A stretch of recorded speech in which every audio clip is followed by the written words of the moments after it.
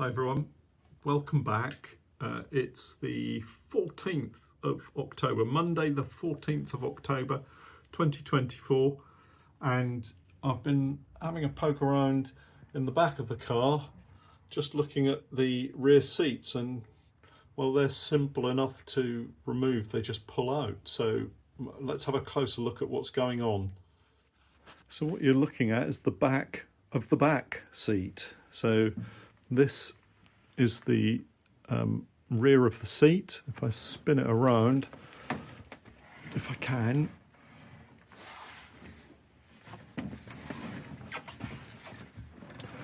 there's the boot, a spare wheel, and these black boards at the base where the bodywork is on the inside. Those are the boards I need to take out in order to get to the fuel tank. So this would normally sit somewhere in there,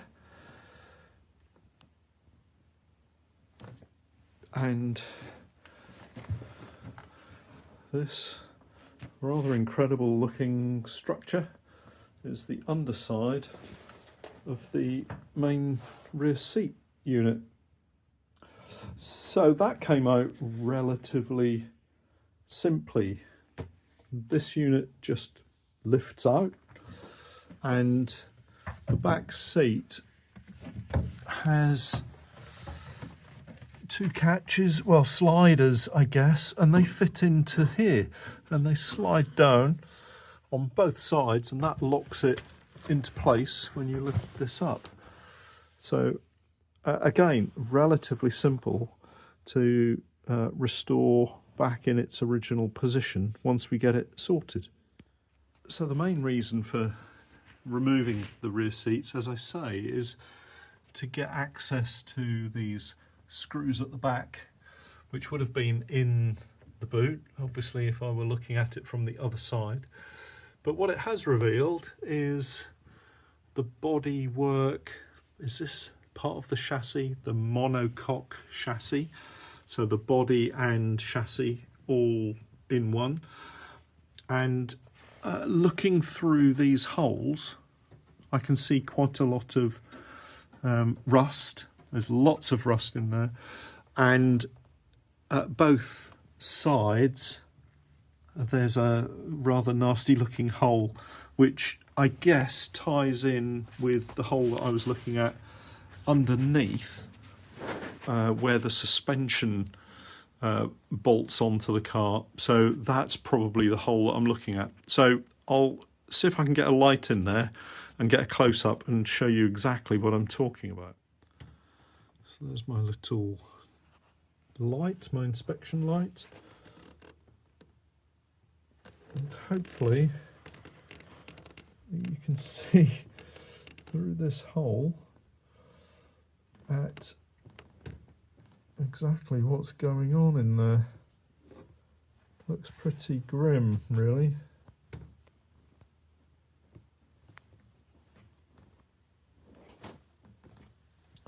Still, I suppose that's all going to be something that can be welded. We'll have to see. But yeah, it looks pretty terrible. And if I come across to one of the other holes, again you can see various bits of debris in there. Doesn't look great, but actually I think overall I've been quite lucky with the amount of rust that I found. So we'll turn the light around and have a look at the other side now. So there's the torch, and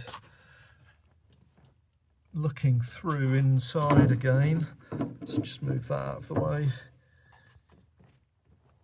There's some rust, or looks like rust there, but otherwise it's maybe not quite too bad, not so bad. And then if I turn the light completely around,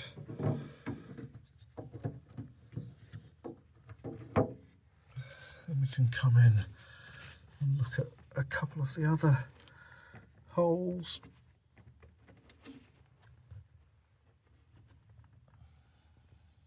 More rust. There's the main rusted hole over the back, and then into this one you can see it more clearly. So plenty in there to get sorted. Probably not going to attempt that myself, but we might be able to actually get in there and clean it up. Maybe get a vacuum in there and have a bit of a clean, and that might reveal the damage in its true state. So I've been in with the vacuum cleaner and sucked out all of the loose rust and debris that was in this central chassis beam area. So let's get the camera back down there, put the light on, and just show you exactly what we're left with. So I'm coming at it slightly from a different angle this time. There is that rather nasty patch. So this is the near side, behind the passenger seat, in front of the rear wheel arch, looking from above. Looks pretty grim.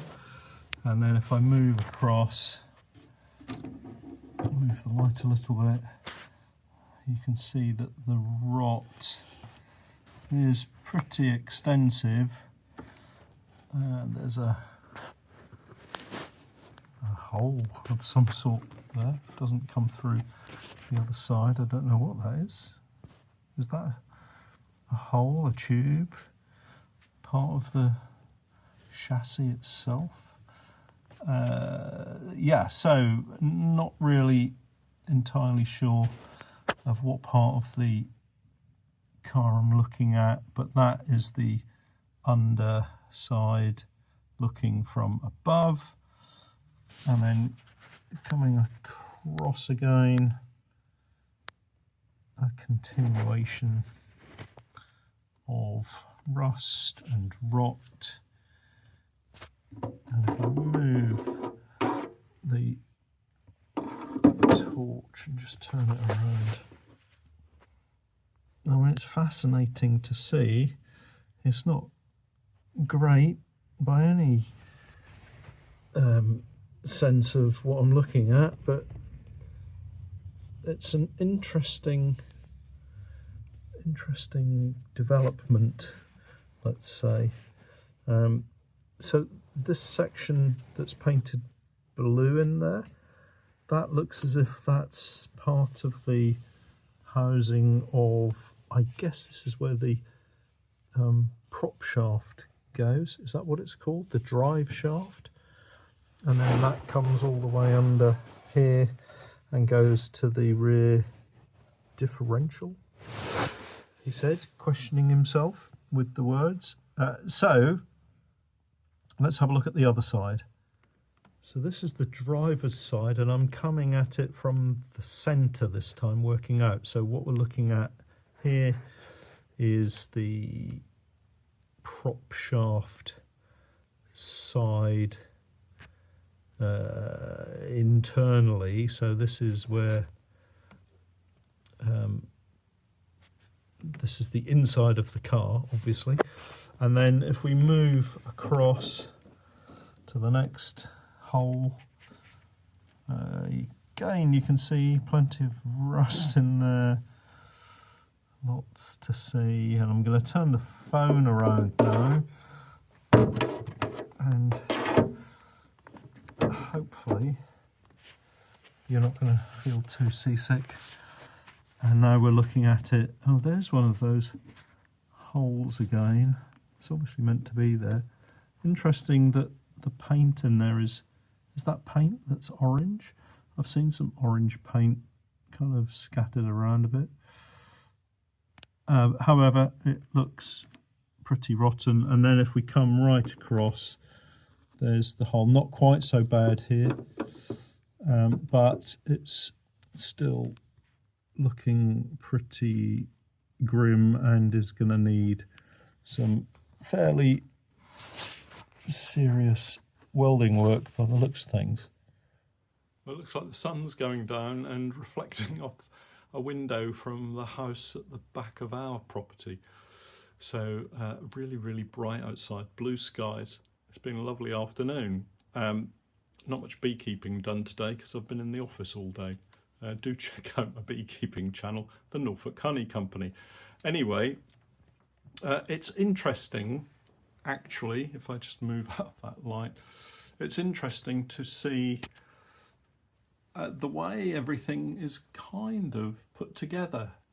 It is very basic, it is very simple, but actually that's part of the joy, part of why I'm really enjoying what I'm doing. So I hope that the next job will be removing everything out of the boot and removing those shelves and starting to get involved in removing the fuel tank, emptying the fuel out. Another job that fills me with fear, trepidation. But we'll get it done, and then I can strip out the fuel lines as I had intended to. But it was yesterday's work was much needed, getting the doors off, getting those front wings off. So I'm happy with the way the progress is going. So before I go in for my dinner, I might just unbolt the seat belts and remove those because they look fairly straightforward. There's a, is that a 1/4 inch bolt down there? Looks as if that comes out. There's a bolt at the top here, and then looking down at the other part of the seat belt, it looks like there's some fairly big screw type things attaching that in there, so that will have to be looked at. Let's just turn some light on and show you what it is I'm looking at. There, that's better. So I need to find something. I don't think I've got anything that large to unscrew those, so they may have to wait. Same on the driver's side. So yeah, I might give that a go this evening, and then after dinner, who knows, I might come out and have a look at the headlights and indicators in those front wings. So that's it for this video.